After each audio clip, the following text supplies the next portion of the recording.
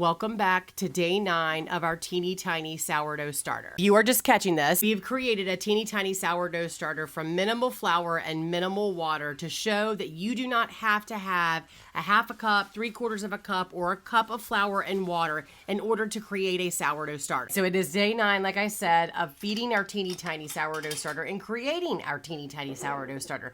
So I actually already discarded it out. So I think it's maybe down to 3 or 4 grams, so I need to put it on the scale real quick and see. So it is in fact down to 3 grams, like finding that we are going to consistently stay with. We're going to feed it 6 grams of water, and then we're going to feed it 9 grams of flour. I've confused the living daylights out of you and referenced the cups and all of that stuff in the beginning, and now I'm speaking of grams.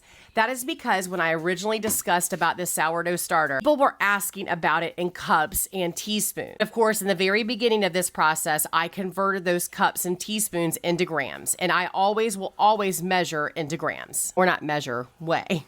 Because I was talking while I was trying to do that, I put in 11 grams of water, but I'm not going to take it out because 11 grams is still a heck of a lot less than, say, 50, 60 grams that some people, again, use when creating a sourdough starter. Because I put so much water in it, I'm going to have to honestly feed it a little bit of a higher ratio of flour. So I'm going to do 15 grams of flour. And of course, tomorrow when we go to feed it again, I will make sure to do the 3, 6, 9 that we have gotten used to. Okay. And now we're just going to take it off the scale and we're going to make sure to stir it up really good. All right. So she is good and fed. She is nice and thick. And I am going to go ahead and mark her again because she is growing consistently now. And I want to make sure, as always, we mark her growth.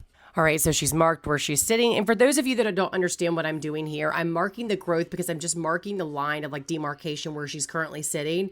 And then to see where she's going to wind up when she's done growing.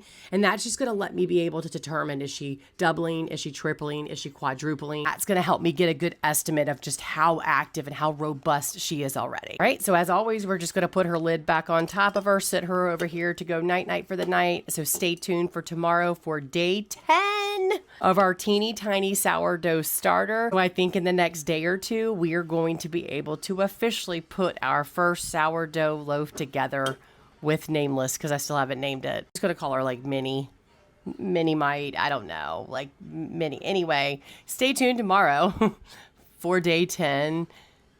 See you tomorrow.